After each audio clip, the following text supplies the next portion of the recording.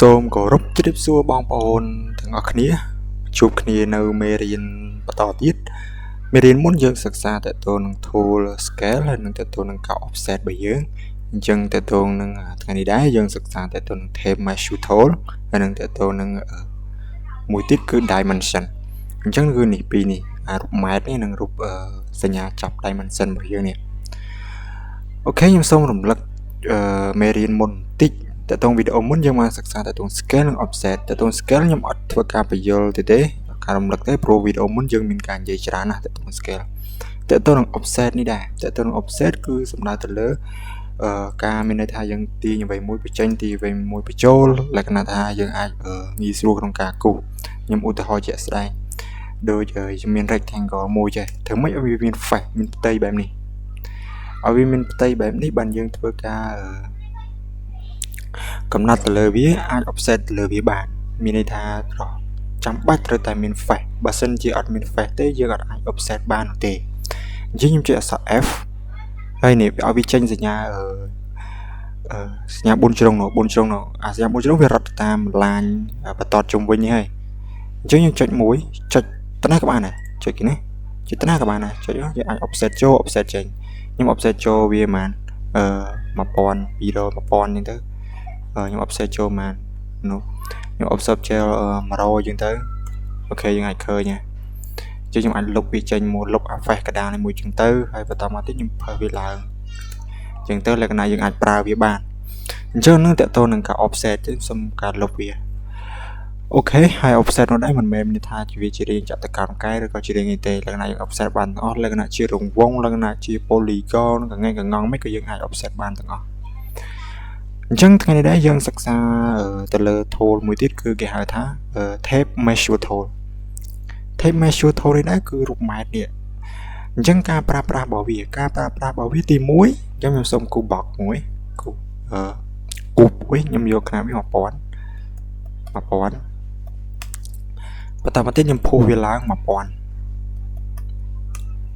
ហើយខ្ញុំធ្វើការ select វាច្រើនដងហើយខ្ញុំធ្វើការ macro វា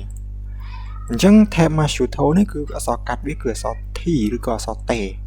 អញ្ចឹងខ្ញុំចុចអក្សរ T មកនេះវាចេញសញ្ញាម៉ែត្របែបនេះអញ្ចឹងខ្ញុំចង់ដឹងខ្នាតពីនេះប៉ុន្មានអញ្ចឹងអាចធ្វើការប្រយោលវា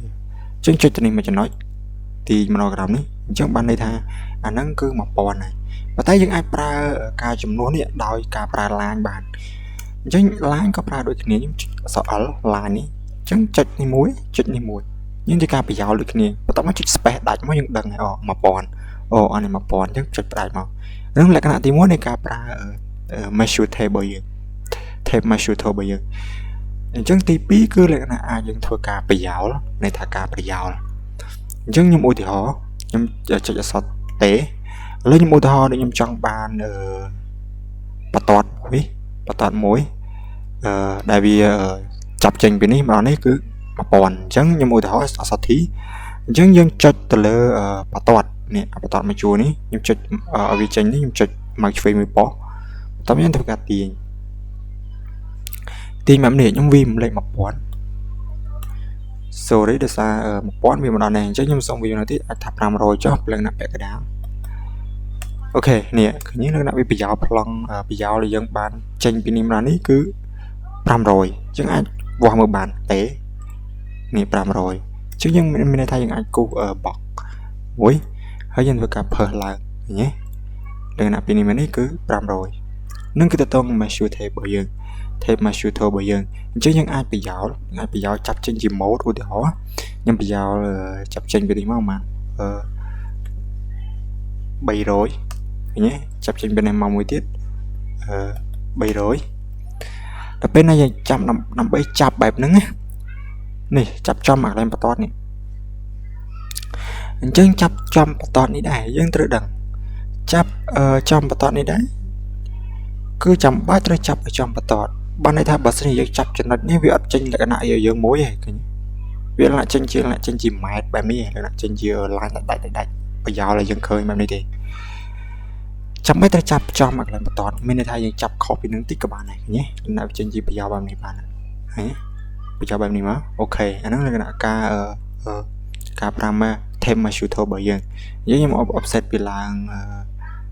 ok nhưng offset bịឡើងខ្ញុំទាញវាមកលើ200ទៀត200ឃើញទេអញ្ចឹងអាចគូបានណាអូខេខ្ញុំគូrectangle មួយ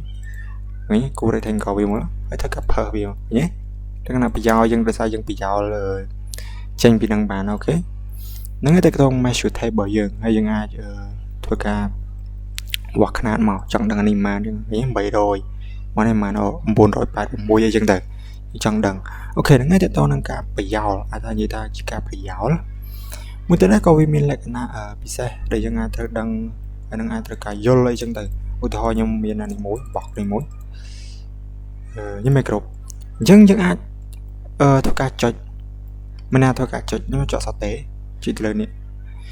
សូម្បីតែយើងចុចក៏វាមានលក្ខណៈការបង្ហាញຂະຫນាតឲ្យយើងនេះដែរមិនបាច់ចាំយើងហត់ប្រយោលពីនេះមកនេះទេឧទាហរណ៍នេះពីលើប្រយោលមកក្រោមដែរអញ្ចឹងវា7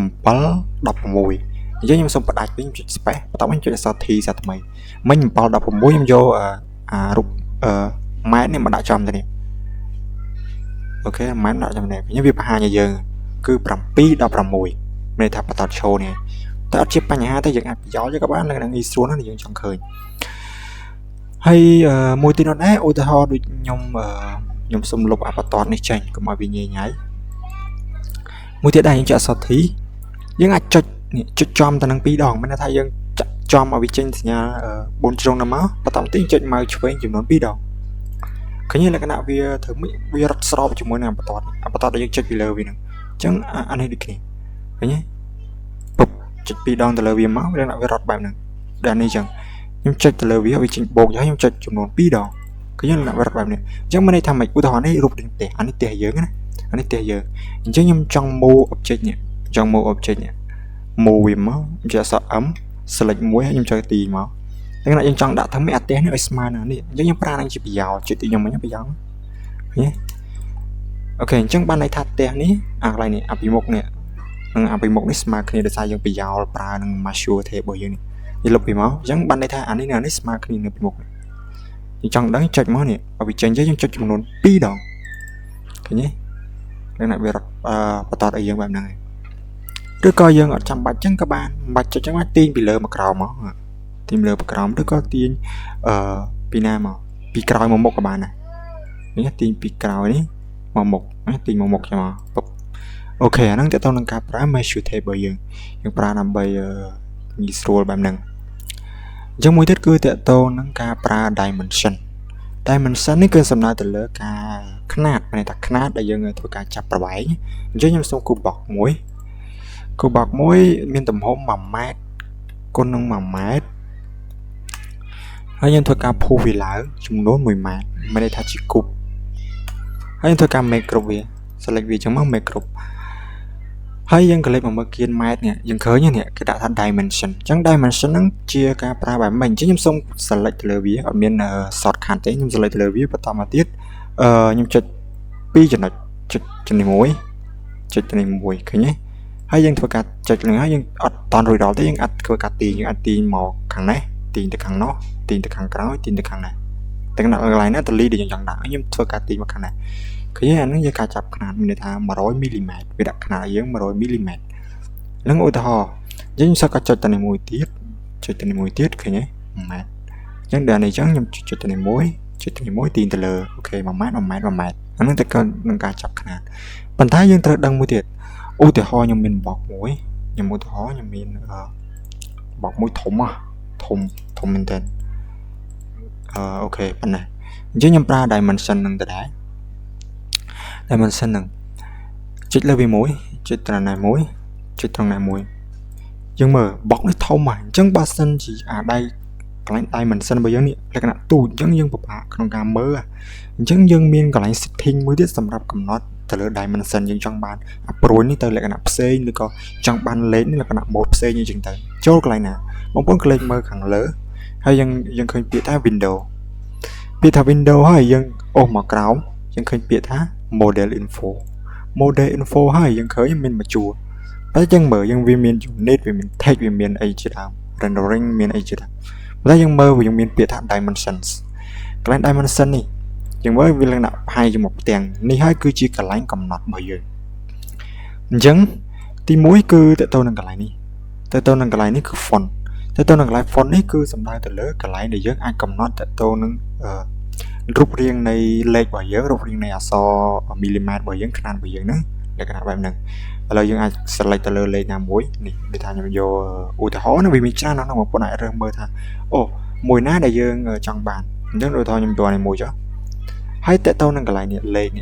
នេះគឺសំដៅទៅលើទំហំវាយើងអាចយកធំយកតូចតាមហ្នឹងវាមានរហូតដល់72ប៉ុន្តែយើងអាចសរសេរបានយើងអាចសរសេរយកលេខប៉ុន្មានអញ្ចឹងទៅនេះវាប្រែប្រួលនៅកន្លែងនេះ simple មានន័យថា sample មានថាគំរូឲ្យយើងមើលមានថាយើងចុចប៉ុណ្ណេះវាធំប៉ុណ្ណេះចុចប៉ុណ្ណេះវាធំប៉ុណ្ណេះអញ្ចឹងទៅ